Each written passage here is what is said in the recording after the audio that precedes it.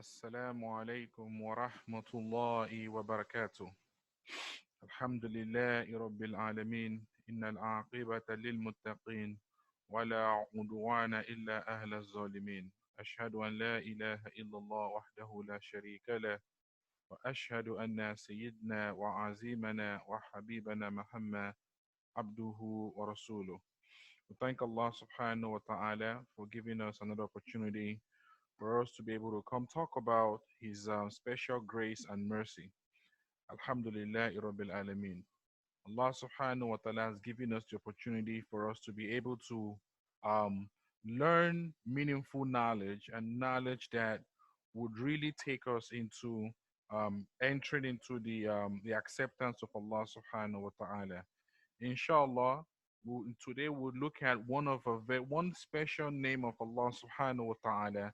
It is one of the wahid min asma al-husna, right? One of the names of Allah subhanahu wa ta'ala that's special, that's beautiful, that has a lot of meaning in it.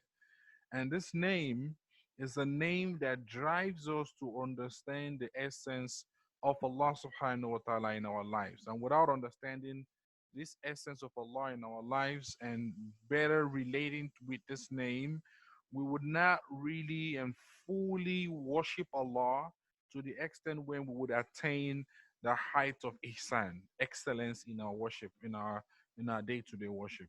So inshallah today we will take a look at what it means for us to understand the name of Allah subhanahu wa ta'ala, Ar Raqeeb, the name of Allah, Ar Raqeeb. And the loose meaning, the loose translation for that name would be the watchful or the observer. The watchful or the observer.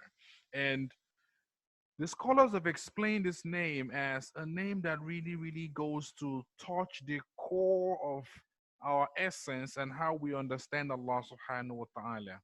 So, a definition that the scholars have given this name is that they say that inshallah the name would take a meaning, the names, the name would take the meaning that um, we get to understand Allah subhanahu wa ta'ala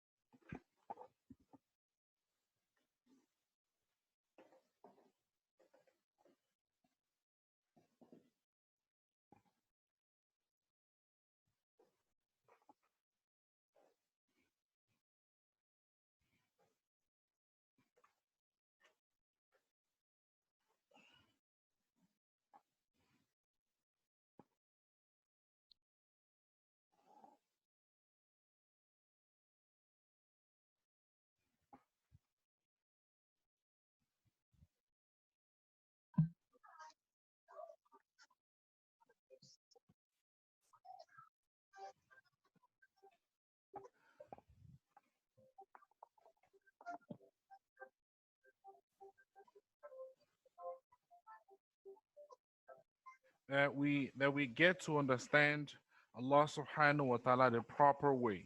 And the scholars have explained the name Ar-Raqib to mean that huwa min asma'illahi al-husna. It is one of the names of Allah subhanahu wa ta'ala that's beautiful. Ala wazni fa'il. Raqib fa'il. بصيغة المبالغة, and it carries an exaggerated form. It's in an exaggerated form. And the meaning of it is المطلع على خلقه. He is a God that supervises, that controls, that observes, that is watchful over this creation, right? يعلم كل صغيرة وكبيرة في ملكه. He knows every little details, every little thing and every big thing or huge thing in his dominion. Everything that he had created, he has enumerated those things and he knows them to the finite, the biggest and the smallest. He knows all of it. لا يخفى عليه شيء في الأرض. and there's nothing that's hidden from him on earth, wala fis sama, and in the heavens. So how do we process this in our head? We say that Allah subhanahu wa ta'ala is Ar Raqeeb, and He's a God that He manages, He's informed, He observes and controls and inspects everything that has to do with the things that He, Allah subhanahu wa ta'ala, manages. And I know that we see some of the people that are in today. I'm going to go ahead and try to do this, inshallah. If you don't have your audio muted, can you please mute your audio?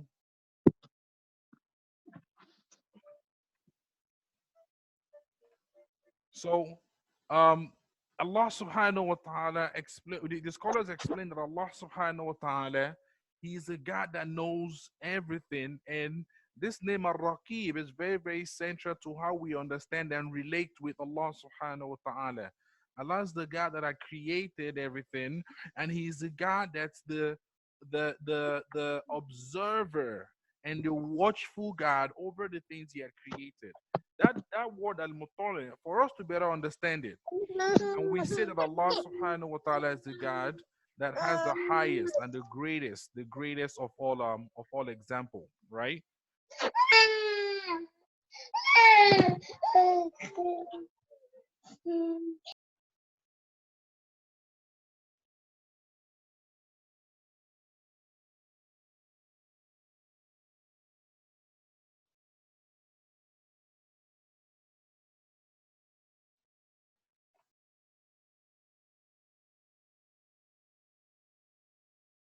So we say that Allah subhanahu wa ta'ala is the God that has the greatest of all examples, and nothing looks like Him, and nothing can be compared to Him, Allah subhanahu wa ta'ala.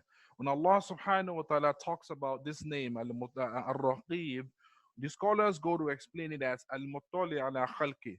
He is a God that supervises, manages, observes, is watchful, He controls everything He had created. And whenever we cite example, a human example for what the attribute of Allah subhanahu wa ta'ala is, we say walillahi al-mathal al-ala, that Allah subhanahu wa ta'ala is the God that has the highest and the greatest of all example. All right, He's is beyond us, whatever we can attribute to Him. But we try to explain it so that we try to cite a human example so we understand it. Take for instance a supervisor that works in a manufacturing industry, right? In a manufacturing company, and the manufacturing company now has a top place where the supervisor can go and stay there, and they can see whatever is happening on the manufacturing floor. They control it. They know the speed of all of the machines. They control what's happening and the timing for all of the employees that are working on the floor. It's somewhat similar to that, but that of Allah subhanahu wa ta'ala supersedes that. And for us to better understand that Allah subhanahu wa ta'ala, He is a God that knows every little details, every little thing and every big thing within His dominion, right? A verse in Surah Al-Mujaddala helps us understand that. Allah subhanahu wa ta'ala tells us in Surah Al-Mujaddala, verse 7, that alam tara bismillahir rahmanir rahim alam tara anna Allah ya'lam ma fis samawati wa ma fil ard. Do you not consider that Allah subhanahu wa ta'ala knows what's within the heavens and the earth? ما يكون من نجوى ثلاثة إلا هو رابعهم. There's no three people that would have a private conversation except that Allah subhanahu wa ta'ala is the fourth of them. وَلَا خَمْسَةٍ إِلَّا هُوَ سَادِسُهُمْ. Even if it's five people that would have a private conversation, Allah would be the sixth of them.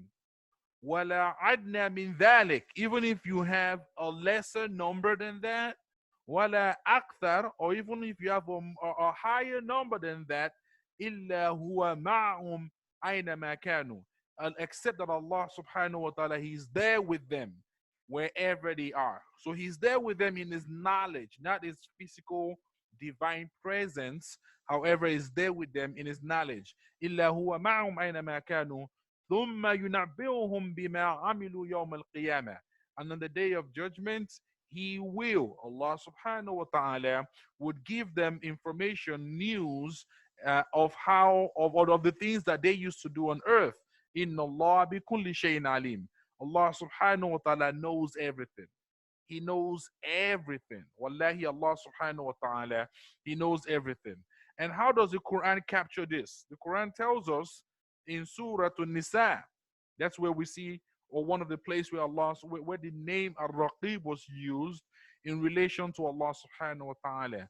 In Surah An-Nisa, Allah subhanahu wa ta'ala talks about the fact that every mankind should have the piety of him, should fear him, should be cautious of him. He's the God that had created us from one soul, Adam, and from that soul he had extracted the second soul, Eve, and from both of them, وَبَعْثَ مِنْهُمَا رِجَالًا كَثِيرًا وَنِسَاءً, and from both of them he had resurrected and he has created many men and women. And Allah tells us that وَاتَّقُوا اللَّهَ الَّذِي تَسَاءَلُونَ بِهِ وَالْأَرْحَامِ, that we should also fear Allah subhanahu wa ta'ala, through whom we ask one another. Wal arham, and the womb. What the womb means is that the ties of kingship, we should not sever the ties of kingship. Inna Allah kana alaykum raqiba.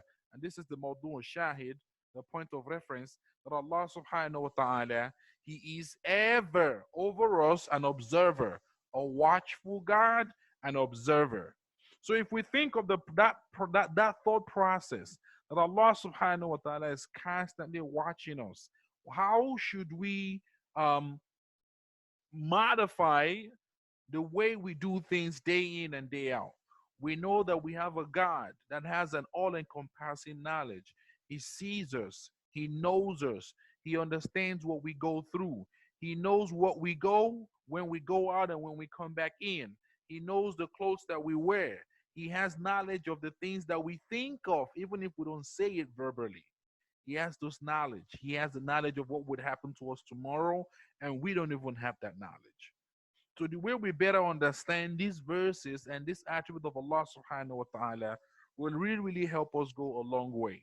And another way that Allah subhanahu wa ta'ala, another verse in the Quran, in Surah Al-Ma'idah, where Allah subhanahu wa ta'ala uses that same name for himself, is captured in the conversation between Allah subhanahu wa ta'ala and Prophet Isa alayhi salam in the day of judgment. In the day of judgment, Allah subhanahu wa ta'ala would ask Prophet Isa alayhi salam that were you the one that asked people to take you and your mother as two gods beside Allah subhanahu wa ta'ala so people can worship you and your mother? So he would say, no, subhanallah, that's not possible. I didn't say that. Allah knew, but Allah wanted to have him have that conversation so he could deny it, that it did not happen. He can say it did not happen for clear facts. Then he would say to Allah subhanahu wa ta'ala, I did not say that. I only told them to worship you. That's what you've commanded me to do. ما قلت لهم إلا ما أمرتني به. I only say to them what you've commanded me to say. What you've commanded me to say. ما أمرتني به أن اعبدوا الله ربي وربكم وربكم, that they should worship Allah subhanahu wa ta'ala, that He is my God and He is their God, meaning the people that He was sent to. Then He went further to say, وكنت عليهم شهيدا ما دمت فيهم وكنت عليهم شهيدا ما دمت فيهم. I was a witness over them while I was still living amongst them. So while Prophet Isa alayhi salam lived amongst humans, he was the witness among them to make sure that they worshipped only Allah subhanahu wa ta'ala and they did not take any partners beside Allah. Then this is our point of reference here. He then said, فَلَمَّا تَوَفَّيْتَنِي كُنْتَ أَنْتَ رَقِيبًا عَلَيْهِ. When you've taken me, after you took me up, then you became the observer, you became the watchful person over them, you became the watchful over them. So we see that Allah subhanahu, this same name was used for Allah subhanahu wa ta'ala here, that he was the Raqib among people, over people, after Prophet Isa alayhi salam had left. Wa anta ala kulli shay'in shaheed. And Allah subhanahu wa ta'ala is over everything a witness. He is over everything a witness. And if we go into the Sunnah, we see that in the time of the Prophet sallallahu alaihi wasallam, it was narrated that the Prophet sallallahu alaihi wasallam gave a sermon at the time, and he told the Muslims, he told the people at the time that on the day of judgment, everyone will be resurrected and will walk naked and barefooted. That the first person that would be clothed would be Prophet Adam, Prophet Ibrahim alayhi salam. And then the Prophet sallallahu alaihi wasallam said that some people from his ummah will be brought and they will be taken to the left side, meaning to the hellfire. And the Prophet ﷺ would say, why are you taking these people to the hellfire? They're part of my ummah, they're part of my people. And then it will be said to the Prophet ﷺ that he did not know what they did after he had left them. Meaning, after the Prophet ﷺ had passed on, the Prophet did not know what they did. So, in that sermon, the Prophet ﷺ then quoted these same verses that Prophet Isa, a righteous prophet, also mentioned in the day of judgment. That when he was with them, when he was with the Muslims, he was the witness with them within the Muslims. He was the witness. He made sure that they worship Allah subhanahu wa ta'ala. However, after Allah subhanahu wa ta'ala had taken him, then Allah became the watchful over those, over mankind. He became the observer over mankind. So we see that that's also reflected in the hadith of the Prophet sallallahu alaihi wasallam. And as humans today, we should understand that the God that we worship knows everything. And if the God that we worship knows everything, and he sees everything, and he is acquainted of everything, he observes everything that we do. Inna Allah kana alaykum raqiba. Allah is constantly watching us. Whenever we go out, whenever we come back in, he sees us, he's watching us. Whenever we eating, he knows, he is aware. Whenever we got our clothes on, or whenever we take our clothes off, whenever we go to bed, he's aware of all of these that we do. Should we forget about Allah subhanahu wa ta'ala, or should we constantly remember that Allah subhanahu wa ta'ala is that one God that knows us and sees us and is aware of the things that we do? The knowledge of Allah subhanahu wa ta'ala goes beyond the fact that we can just say, well, whenever we do things, that's when he knows it. No. Even before we do it, even the things that we think about, Allah subhanahu wa ta'ala knows those things. We should really, really be careful. As humans, we know that if another fellow human being is watching over us, we act differently. For example, you're driving down the streets, right? You're driving down the streets, and you know there's a red light on that street, right? You're gonna stop. You're not gonna run the red light. You're not gonna run that red light because you know if you run the red light, you're gonna get a ticket at home. So we know that just by human beings watching us, we act right, we do the right thing. How then should we apply that? What then should we then do in terms of Allah subhanahu wa ta'ala that has knowledge over everything, he is watchful over everything, and he observes everything?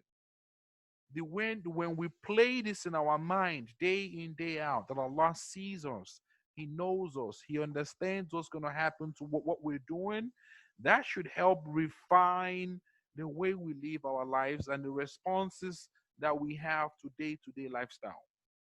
In the Sunnah, it was captured that Abdullah ibn Umar, the son of Umar radiallahu anhuma, that him and another companion went out to the desert, and they just went to go chill, go have fun, just to leave the city, just to go, have fun outside in the desert. And at the time when they sat down, they were catching some rest. They noticed that they saw another a man, that a shepherd that was coming towards them. So they stopped by, and it was a very, very hot day. And so they stopped the man and they asked him, "Oh, how are you doing?" He said, "I'm fine. I'm fasting." And they went, "How would you be fasting in this hot day? It's very, very hot. Why would you be fasting?" And said, "Well, I'm preparing myself for a day that's greater than this day, which is a day of judgment." So they said, "Well, can you give us one of the animals? We can buy it from you." He said, "No, I can't. I'm a slave. All of these It's for my master. I cannot give it to you. And the people knew at the time in Medina that Abdullah ibn Umar, he used to free up a lot of slaves. He used to free up a lot of slaves. So this man would have been in a position where he wants to be in the good side of Prophet of Abdullah ibn Umar so that he can possibly free him from slavery. So the man told him, "No, it's not mine. It's owned by all of these animals are owned by my master, not mine." And then the Sahaba told him, he wanted to test him. He told him, "Well, bring one of it, slaughter it. I can pay you for it. That's fine. But when you get back home, tell your master, akalahu them. Tell your master that a fox or an animal had eaten that one. Had eaten that one." Do we know the response of the man? The man said, "Ain Allah. Even if my master would not be able to know the truth, where is Allah? Allah sees me, so I cannot lie. Allah sees me, I cannot lie." So if only every one of us can apply this same mindset that Allah subhanahu wa ta'ala sees us and the things that we do, wallahi, we would attain a higher level of iman, a higher level of iman. And when we go to explain the understanding of the name Ar Raqeeb, when we go to explain the understanding of the name Ar Raqeeb, the scholars have explained it that Allah subhanahu wa ta'ala watches over us four different ways. Four different ways. He observes us four different ways. And would I go to explain this inshallah so you get a better understanding. In the first way would be through the divine essence of Allah subhanahu wa ta'ala. So Allah, through his divine essence, he watches over us. The second one would be he watches over us and is observant of us through the angels. And the third one would be through the fitrah, our natural inclination, our human compass. And the third one would be through our own self, through our own body parts. So when we say that Allah subhanahu wa ta'ala watches over us through his divine essence, Surah Al-Alaq, and Surah Al-Alaq, Allah subhanahu wa ta'ala tells us in verse 14 that Bismillahir Rahmanir Rahim, Alam ya'lam bi anna Allah yarah. Do they not know? Do you not know that Allah subhanahu wa ta'ala sees? He sees everything that's happening. He has knowledge of everything that happens. There is no leaf that falls from a tree except that Allah subhanahu wa ta'ala knew about it. Imagine all the trees of this world and every leaf that falls from a tree. Allah subhanahu wa ta'ala has that knowledge. He knew about it. He knew about it. So Allah knew, Allah's knowledge encompasses everything he had created. His knowledge is infinite. Our knowledge is limited. However, that of Allah subhanahu wa ta'ala is unlimited.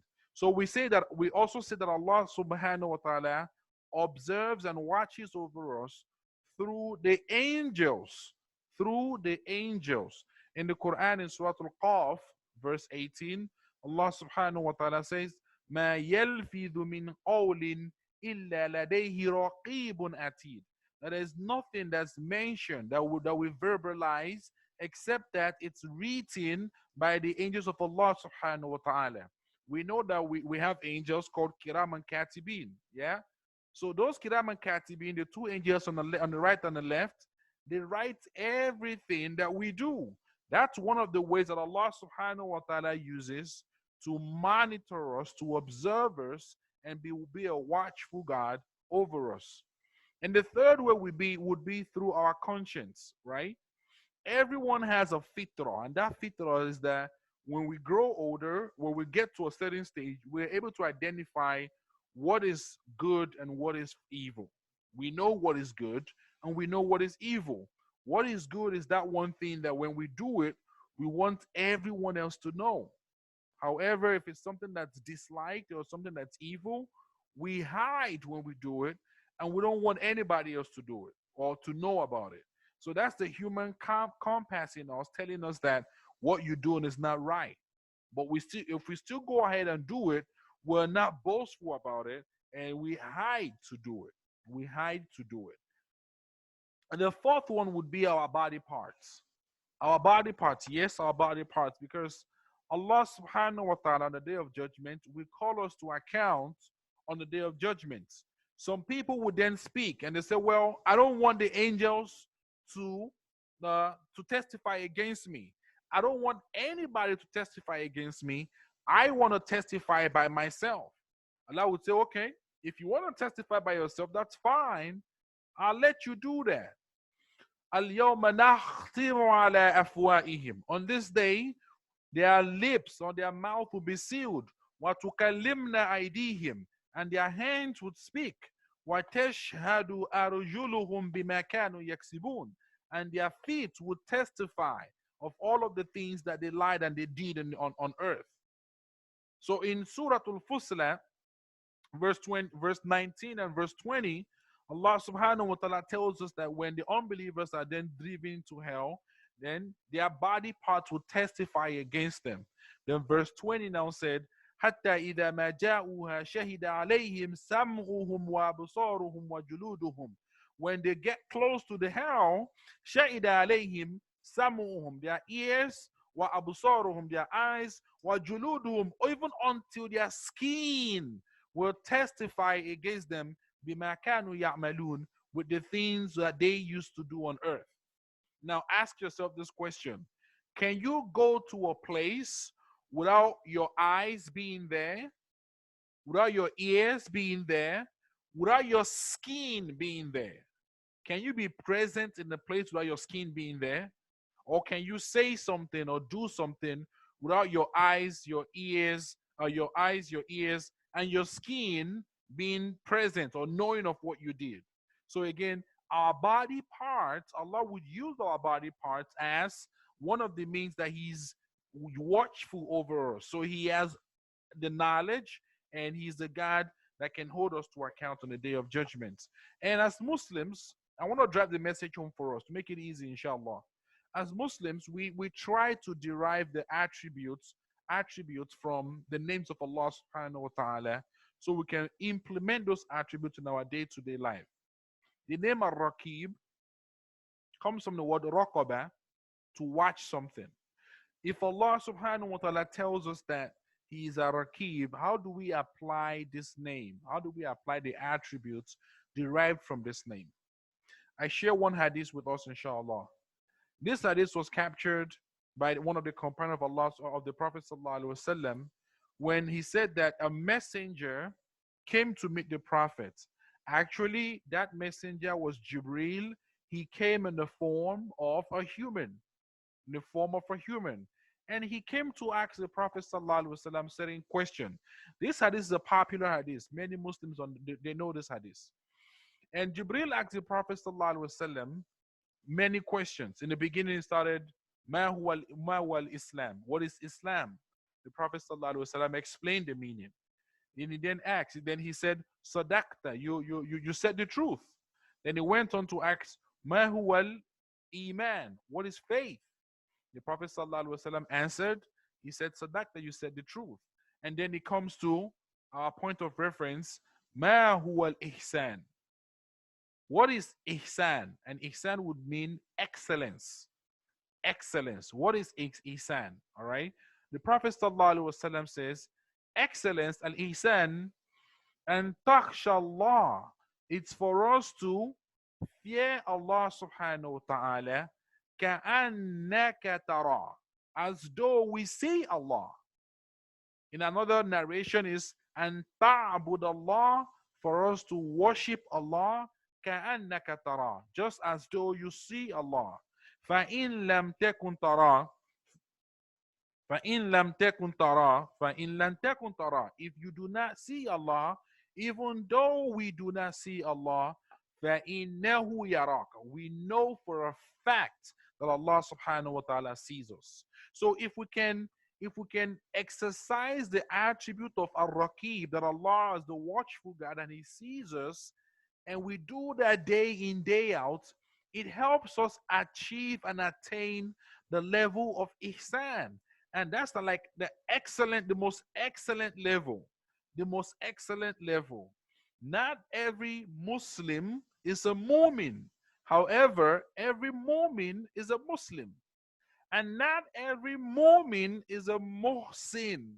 However, every muhsin is a mu'min and a Muslim. Allahu Akbar. So for us to get to that level of ihsan, it's a higher level, and it just goes to emphasize the fact that we need to understand that Allah subhanahu wa ta'ala sees us. So we worship him and we fear him as though we see him, and even though we do not see him, we know that Allah subhanahu wa ta'ala sees us. If we can only implement this, wallahi, a lot of the challenges that we have in the ummah will be lifted, because we would worship Allah subhanahu wa ta'ala as he should be worshipped. We would worship him as he should be worshipped. A lot of us today, whenever we go about our day-to-day life and on our business, and we know that there's a camera wherever we are, we act the right way because we know that whatever we do, we can be called to account. The camera is there and the camera sees us. The camera is recorded. But what about Allah subhanahu wa ta'ala? The camera of Allah does not pause the recording. You cannot go back and delete what's in Allah's file without Allah's permission. It's not possible. So we need to get to that understanding of Allah subhanahu wa ta'ala as the God that sees us and is the God that's watchful over us. He has knowledge of everything and even the things that we do not know. Allah subhanahu wa ta'ala is the God that can hold us to account and is the God that can change what our destiny would look like. I ask Allah subhanahu wa ta'ala to make our affairs easy, inshallah. I ask Allah subhanahu wa ta'ala to accept from us our act of ibadat. And I ask Allah subhanahu wa ta'ala to make um, this fasting of the month of Ramadan, make it an acceptable fasting for us, inshallah. أقول قولي هذا أستغفر الله لي ولكم ولسائر المسلمين أستغفرهم إنه هو غفور رحيم. I'm going to open the line for quick question. If we have question, inshallah, we can take question today, inshallah. Okay, alhamdulillah rabbil alameen. Alhamdulillah rabbil alameen. We had a question. Uh, the question is regarding how do we identify Laylatul Qadr? How do we identify the actual date that's Laylatul Qadr? If we look at the Sunnah, there are a lot of hadiths that we received that try to identify what day actually is Laylatul Qadr. And those hadiths suggest that, excuse me, at some point, the companion of the Prophet ﷺ had a few of them had a dream, and it pointed to the odd day, the 27th or the 29th day of the month of Ramadan. But however, the Prophet ﷺ said the day he was told the actual day in his dream. However, when he came out to the masjid, the people that were fighting made him forget that day. However, he knows he can remember that it falls in the last 10 days in the month of Ramadan. Now, the question is, how do you count the nights or the days of Ramadan, right? And the intent is to be able to catch or identify the last 10 nights or the Laylatul Qadr nights in the month of Ramadan. In the Sunnah, the ninth starts from after Maghrib Salah. After you observe Maghrib Salah, the night have started. The night of the next day have started. So the night comes first before the day. The night comes first before the day. Right now we are in Monday, right? After we observe our Maghrib Salah today, then the day Tuesday would starting from the ninth into the day. So the ninth Maghrib starts the day of Tuesday. So Tuesday does not start at Fajr on Tuesday morning. Tuesday starts the ninth on Monday right after Maghrib. That's when your Tuesday actually starts. So for us to be able to capture that, the nights before the day, the night after Maghrib Salah, before the day is when the day actually starts. Not the following day after you've prayed Fajr, or not after 12 midnight. That's when the day starts. No, in Islam, it starts the night of the day, the previous day, right after your Salatul Maghrib. That's when the day, that's when it starts, inshallah. I hope I've been able to clarify that question, inshallah. If there's any question, we can take one more question before we round up today's lecture, inshallah. Okay, alhamdulillah, rabbil alameen. إن العاقبة للمتقين ولا عدوان إلا على الظالمين. Alhamdulillah, we thank Allah for the time that He had provided us with today for us to be able to talk about His name, Ar Raqeeb. We hope that inshallah, when you watch this video, you can share this video to a lot more people, so they could learn and try to, emphasize and practice the attribute of Allah Subhanahu wa Taala being Ar Raqeeb, and for us to know that we are expected to worship Allah Subhanahu wa Taala as though we see Him, and even if we don't see Allah, we know that Allah Subhanahu wa Taala sees us. I ask Allah Subhanahu wa Taala to accept all our act of ibadah in this month of Ramadan. I ask Him to increase us in knowledge and make our affairs easy, to accept all our act of ibadah, and we ask Him to eliminate and erase all our evil deed that we've done. Take it away. We ask Him to remove it from our book of deed, inshallah. And we ask Him to shower His mercies upon us and to envelop our hearts with His mercy, Ya Rabbal Alameen. ربنا آتنا في الدنيا حسنة وفي الآخرة حسنة وقنا عذاب النار سبحانك رب العزة عما يصفون والسلام على المرسلين والحمد لله رب العالمين آمين. السلام عليكم.